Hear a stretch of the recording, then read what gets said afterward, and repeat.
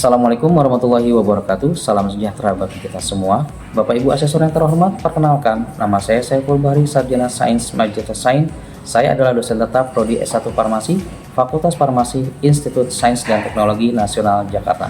Pada kesempatan kali ini saya akan unjuk kerja Tridharma Perguruan Tinggi bidang pengajaran, di mana saya akan membuat dua video. Video yang pertama yaitu deskripsi tentang mata kuliah yang saya ampu, yaitu mata kuliah mikrobiologi dan parasitologi, di mana di dalamnya ada paduan praktikum di laboratorium. Deskripsi video yang kedua yaitu tentang pengajaran dan interaksi antar mahasiswa di dalam kelas laboratorium saat praktikum berlangsung. Mata kuliah mikrobiologi dan parasitologi merupakan mata kuliah wajib yang dilaksanakan pada semester genap untuk mahasiswa semester 2 yang dilakukan pada kurikulum 2024.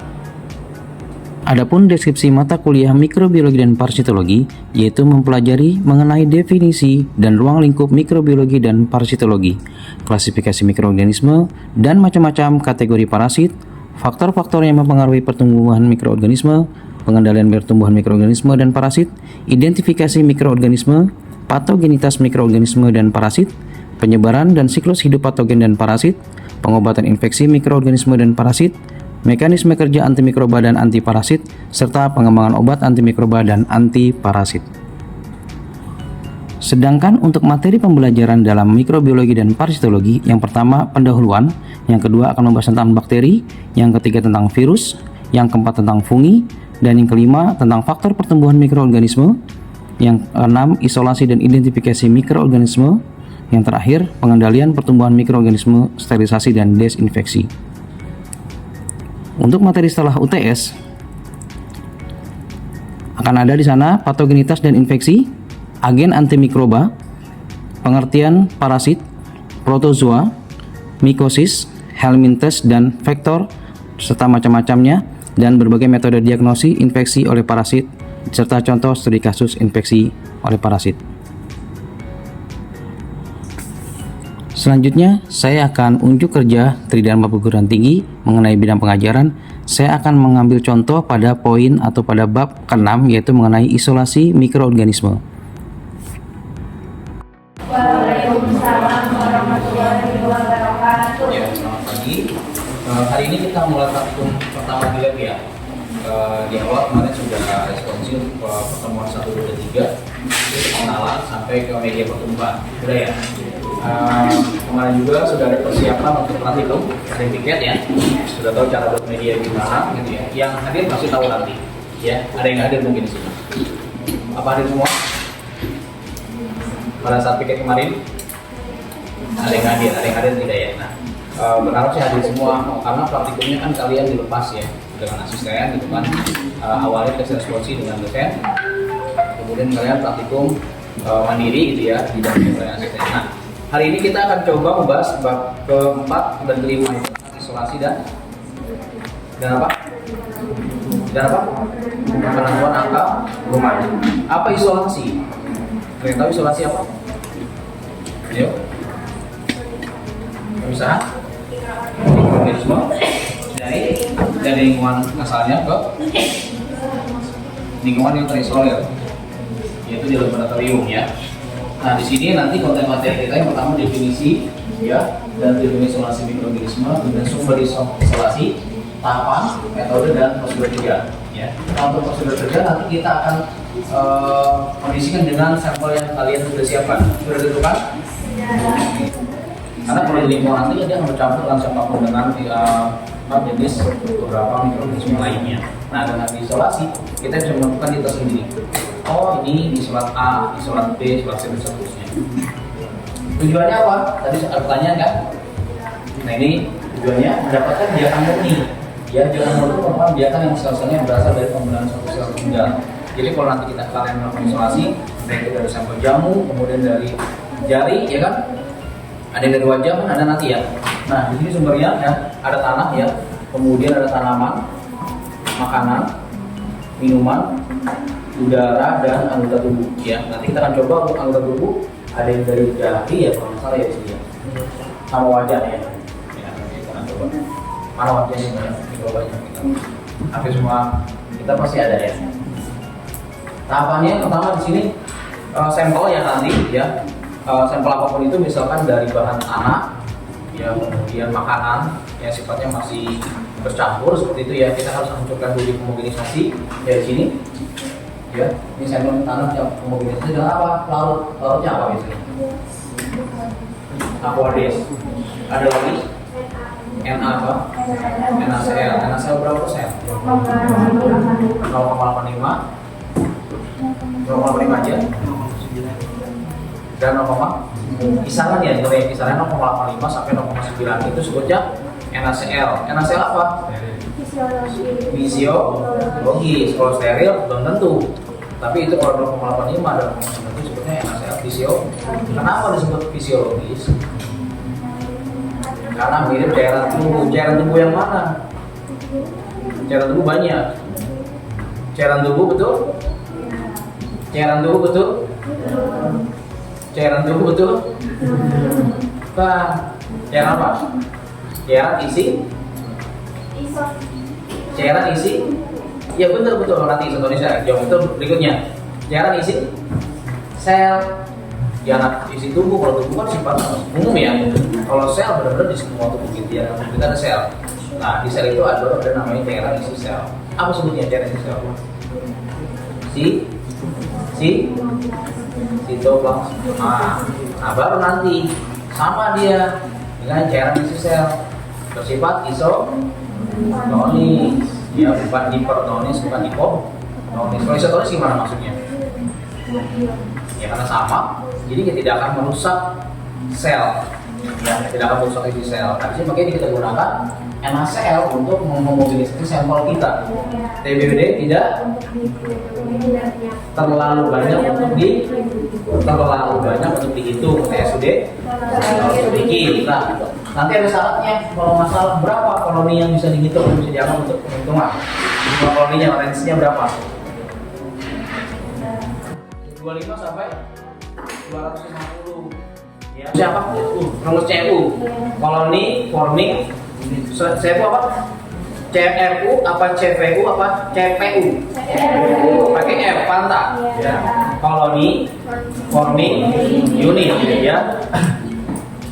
Sama dengan GK Yusuf Kala. GK jumlah koloni per volume inokulum ya kan, dikali FP. Udah, FP apa?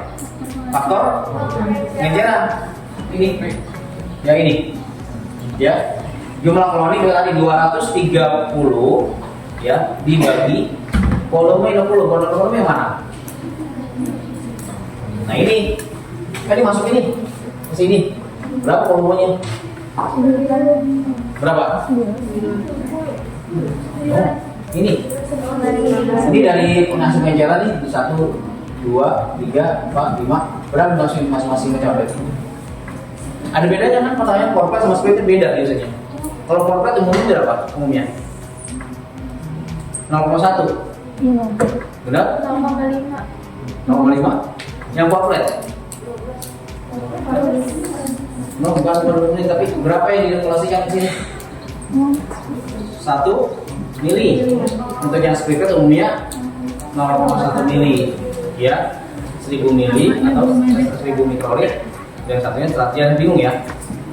Ini kita konversi aja. Kalau 1000 mikrolit berarti 1 mili, 100 mikrolit berarti 0,1 mili. Nah, kita anggap aja sekarang pakai yang split plate itu dimasukin JK 230 yang ini per volume 60 pas 0,1 berarti 10 pangkat minus 1 dikali 10 pangkat minus 3. Berapa tuh? 10 pangkat minus 4 kan? Naik ke atas 230 dikali 10 pangkat minusnya hilang ya, jadi 10.000 kan? Jadi 230 tambah 0,4 berapa? Berapa? 230 tambah 10.000 kan naik ke atas 230 juta. Belum ada nah, spidol ya? 23.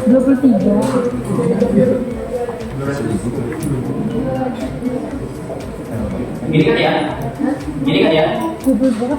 Beneran 230 kali 10 bakal 4 kan? Berarti berapa? Benar, 10 juta 3. Yang kalau kita mau kecilkan, jadi angkanya angka 23 aja. Atau 23 gitu. Atau 10 tambah 5. Itu jumlah selnya. Yang berbeda nggak kalau ini tuh? Apa? MPL?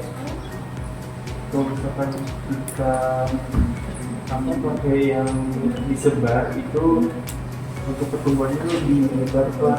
Menyebar. Iya. Kalau yang Kalau corporate? yang corporate dia ada kemungkinan dia di satu titik aja gitu. Satu titik aja. Kebalik nggak? Kebalik nggak?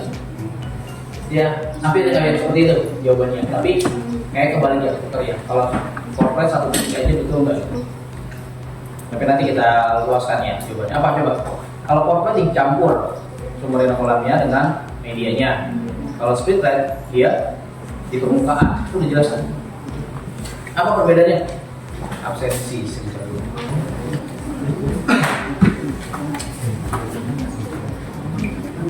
Angel, mana Angel? Ya, apa Angel? Hasilnya, hasil koloninya, hasil tumbuhnya gimana? Yang split rate begini, yang corporate gunung. Hanya tumbuh di permukaan medium agar. Split rate. Iya Pak. Oke, kalau yang corporate? Koloni yang dapat tumbuh baik di permukaan maupun di Nah, dalam kan udah jelas kan tadi kan sumbernya kan.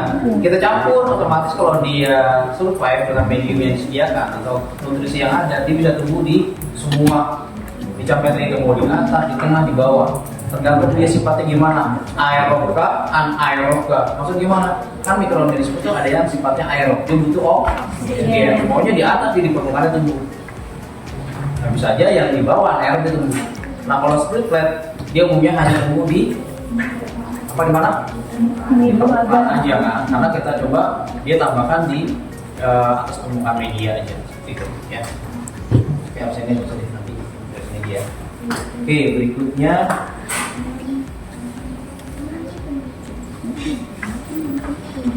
ini ya 0,1 ya, ini udah kita potong aja di 9 mili ya. Ini dari media ya. Media kita gunakan apa? Media agar ya. Oke, nanti kita akan coba bagi ya. Ini bisa kelihatan ya di sini. Kalau ini lihat di NTC ya, itu nomor tuh sama di bahasa Inggrisnya. Ya, dia nggak bisa dihitung, nggak bisa dihitung. Nah, ini ada nih, yang pengejaran ketiga 65 koloni, pengejaran keempat 6 koloni, terakhir 0 koloni. Yang bisa dipakai yang mana? Yang ini aja kan berarti kan?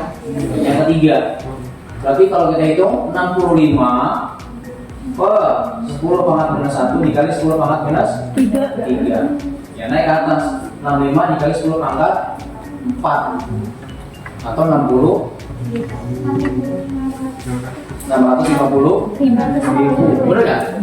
650 ribu kan? Karena nolnya tambah 4 naik ke atas ya. Kita balikin lagi 6,5 jadi 6,5 kali 10 pangkat 6 dong. 5 apa 6? 5 kan 4 tadi kan? Iya. Nanti ada hitungan bisa soalnya seperti itu ya. Oke, teknik aseptis nih. Ini kalian udah paham ya teknik aseptis di sini.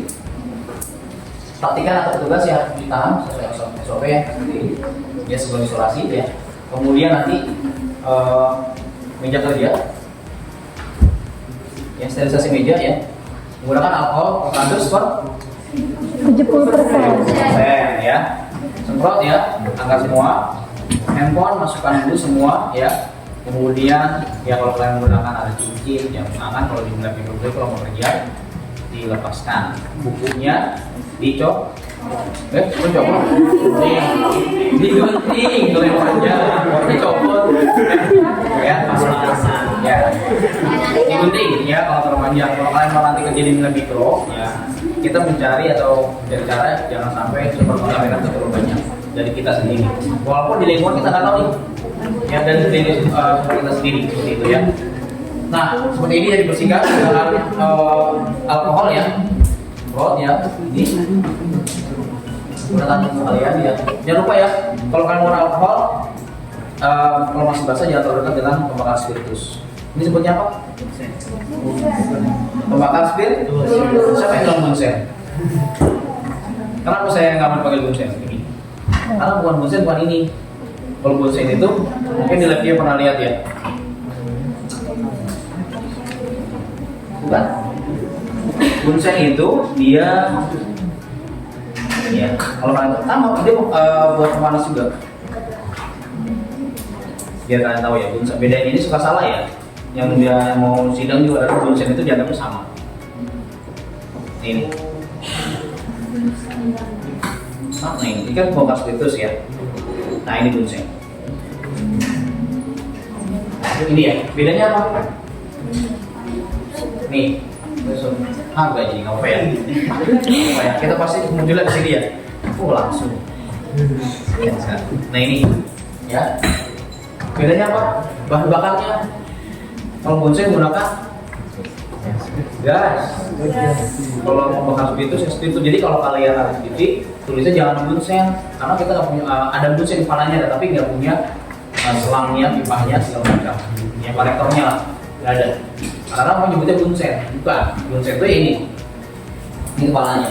Jadi nanti dikoneksikan sebenarnya kayak tukang mie ayam ya, sama kan ya? Ya. Ya. Nah kalau ini bakar spiritus ya, yang tadi ini. Ya. Beda nanti pelakuannya. Oke, jadi ini kesimpulannya oleh asisten dan bukan ya. Kalau satu HP ya, wajah nanti tentukan aja bagian mananya. Ya, wajah juga nanti ya. Kemudian kelompok 3, 4, dan 7, kelompok 3 ya kunci. 3 minuman. Oh minuman, oke. Kunci kelompok? Kunci apa nih? Kunci kendaraan. Kunci kendaraan. Inggris. Listrik? Kelompok 7 Pak. Mana kelompok 7? Oh ya pas cewek semua ya. Listrik kan? Oke udah, berapa kelompok? 8 Pak. Makanan berkuah. Apa makanan yang sama yang berkuah? Mie rebus. Iya. Belinya kapan? Tadi pagi masak sendiri. Tadi pagi masak sendiri, nggak dicobain makan dulu. Enggak. Makanya kontaminan, ya. Oke, jadi buat sendiri. Oke. Langsung masuk ke plastik atau di wadahnya? Di wadah dulu. Wadahnya, di wadah dulu, terus masukin dalam plastik. Oke. Plastiknya steril ya, mudah-mudahan ya. Amin. Aman gitu dong ya. Oke, kemudian yang ini jamu gendong. Nanti jamu gendong di cair ya? Iya. Kencur, beras, kunyit, asam. Nggak tahu jamu apa. Kita kan beda ya. Mau yang beras kencur, mau yang kunyit asam, kadang-kadang ya. Hah? Apa? Dicampur. Oh, dicampur ada mandi juga. Telurnya enggak. Ya, jadi bisa menjadi kontaminan banyak. Jadi kalau kita menentukan sampel itu, kita ambil sampel nih kalian ya, ada sampel kalian mau menganalisa suatu sampel X gitu ya. Nah antara yang sampel, misalnya es teh manis, pakai es teh manis di warung-warung ya. Nah itu kalau dianalisa banyak hasil sampel dianalisa itu dia sebagai kontaminan banyak ya, seperti salmonella ada di sana. Ya.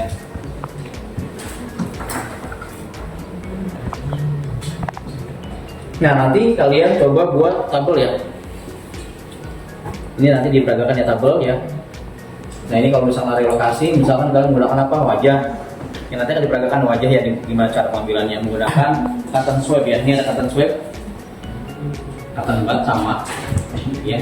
Cotton bud juga bisa kita gunakan tapi harus sterilisasi dulu. Tapi cotton swab steril ini sudah steril, ya. Nanti cara bukanya juga harus diajarkan sama asisten ya, nggak sembarangan buka. Ini kan ada dua nih ya, ini yang tanpa kapas, ini ada kapasnya. Berarti biasa bukanya yang ada di kapasnya atau tidak?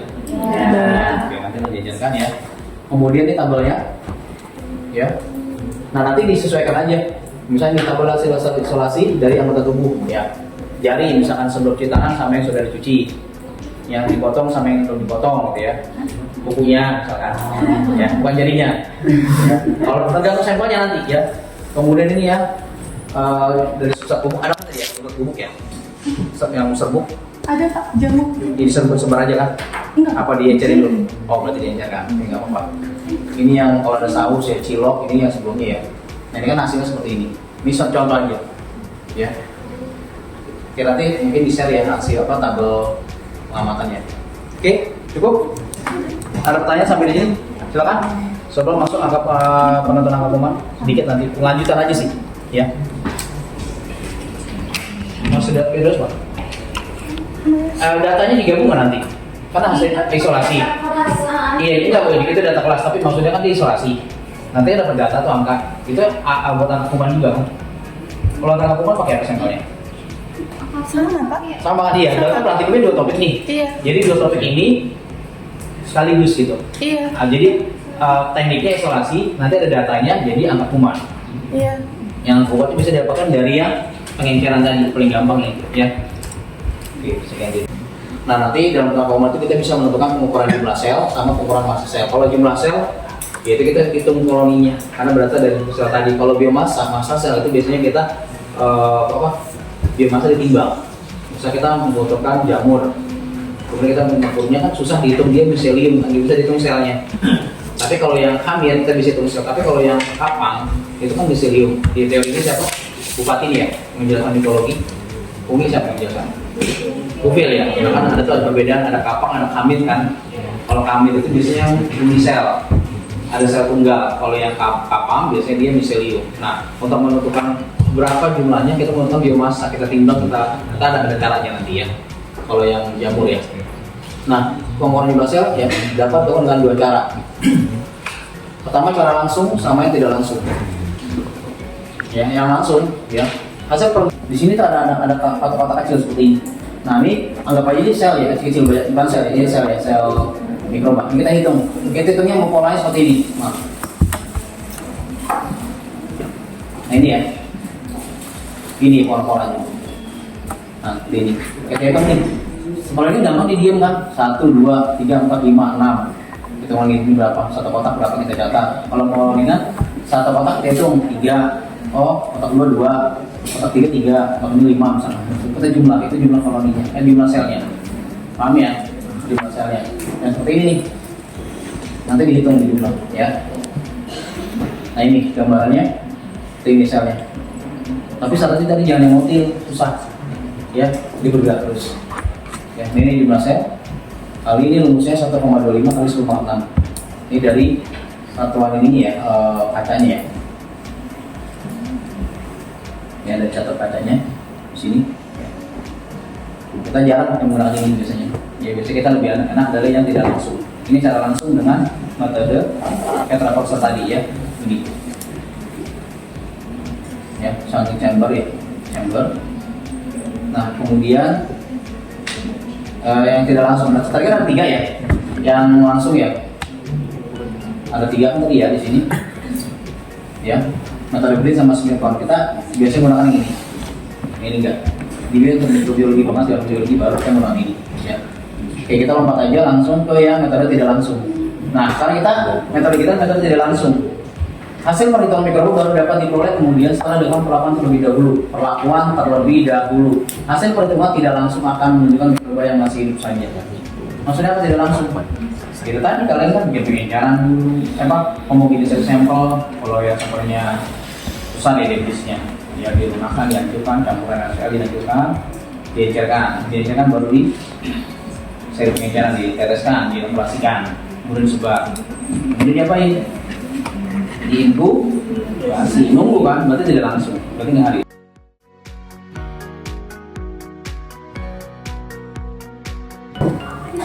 Demikian unjuk kerja Tridharma Perguruan Tinggi yang saya buat. Semoga Bapak Ibu selalu berkenan. Terima kasih. Wassalamualaikum warahmatullahi wabarakatuh.